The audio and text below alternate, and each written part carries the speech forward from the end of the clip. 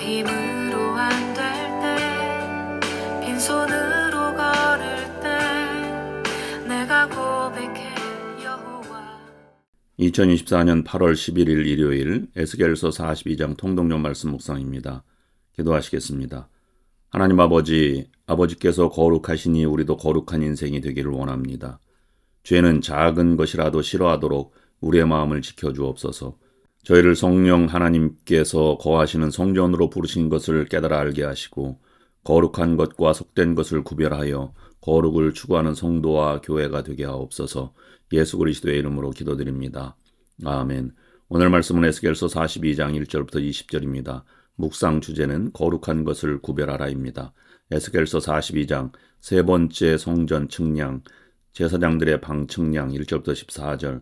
1절 그가 나를 데리고 밖으로 나아가 북쪽 뜰로 가서 두 방에 이르니 그 두 방에 하나는 골방 앞뜰을 향하였고 다른 하나는 북쪽 건물을 향하였는데 2절 그 방들의 자리의 길이는 100척이요 너비는 50척이며 그 문은 북쪽을 향하였고 3절 그 방 3층에 회랑들이 있는데 한 방의 회랑은 20척 되는 안뜰과 마주대하였고 다른 한 방의 회랑은 바깥뜰 박석 깔린 곳과 마주대하였으며 4절 그 두 방 사이에 통한 길이 있어 너비는 10척이요 길이는 100척이며 그 문들은 북쪽을 향하였으며 5절 그 위층의 방은 가장 좁으니 이는 회랑들로 말미암아 아래층과 가운데 층보다 위층이 더 줄어짐이라. 6절 그 방은 3층인데도 뜰에 기둥 같은 기둥이 없으므로 그 위층이 아래층과 가운데 층보다 더욱 좁아짐이더라.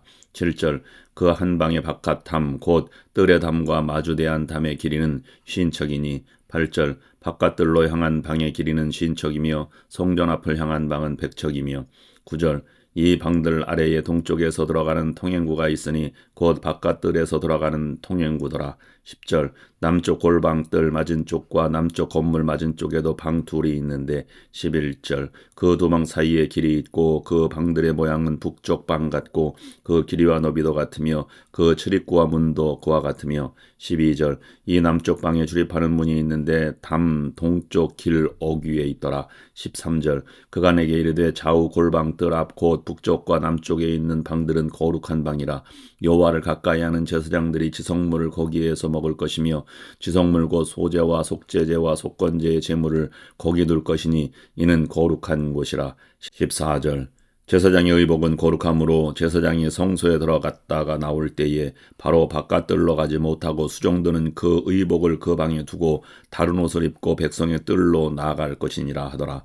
성전 담 측량 15절부터 20절 15절 그가 안에 있는 성전 측량하기를 마친 후에 나를 데리고 동쪽을 향한 문의 길로 나아가서 사방 담을 측량하는데 16절 그가 측량하는 장대 곧 그 장대로 동쪽을 측량하니 500척이요 17절 그 장대로 북쪽을 측량하니 500척이요 18절 그 장대로 남쪽을 측량하니 500척이요 19절 서쪽으로 돌이켜 그 장대로 측량하니 500척이라 20절 그가 이같이 그 사방을 측량하니 그 사방 담 안 마당의 길이가 500척이며 너비가 500척이라. 그 담은 거룩한 것과 속된 것을 구별하는 것이더라.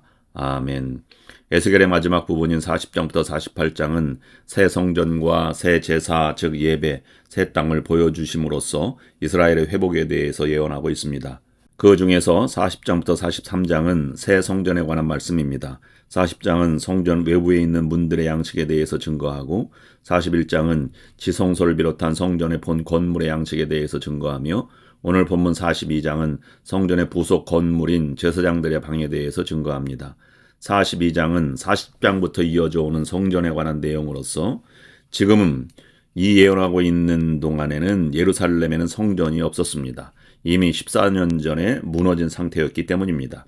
또 예루살렘에 성전이 있다고 해도 유다 백성들은 포로의 신분으로 바벨론에 있기 때문에 갈 수도 없었습니다. 더 나아가 하나님의 영이 에스겔 선지자에게 성전의 모습을 상세하게 보여주셨지만 이런 성전이 당시는 물론이고 지금까지 지어진 일이 없습니다.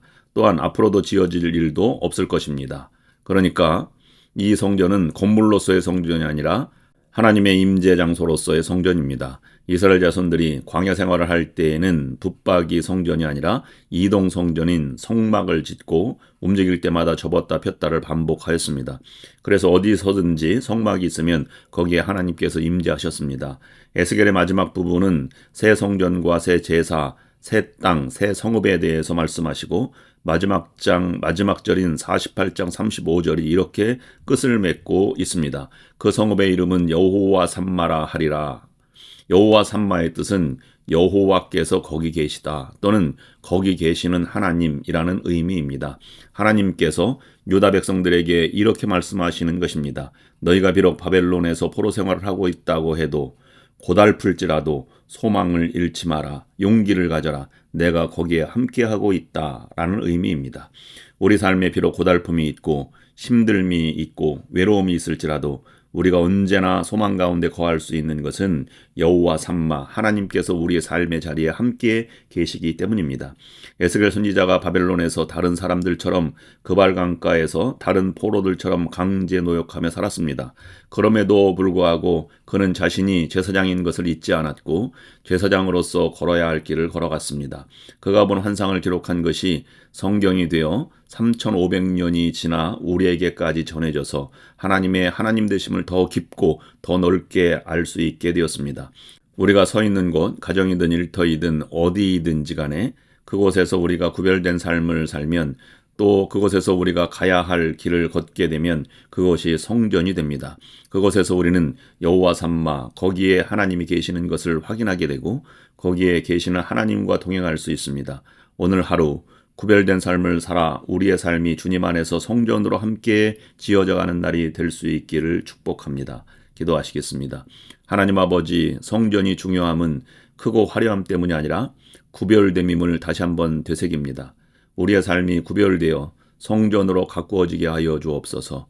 우리의 삶의 구석구석에 구별됨이 있게 하여 주시옵소서. 그러기 위해서 우리가 세속적인 가치관을 본받으려고 하지 아니하고 하나님의 말씀에 순종하게 하여 주옵소서. 고난과 고통, 고달픔이 있을지라도 하나님께 초점을 맞추고 살아가게 하여 주옵소서. 오늘 하루도 우리가 가야 할 믿음의 길을 신실하게 걸어가게 하여 주시옵소서. 예수 그리스도의 이름으로 기도드립니다. 아멘.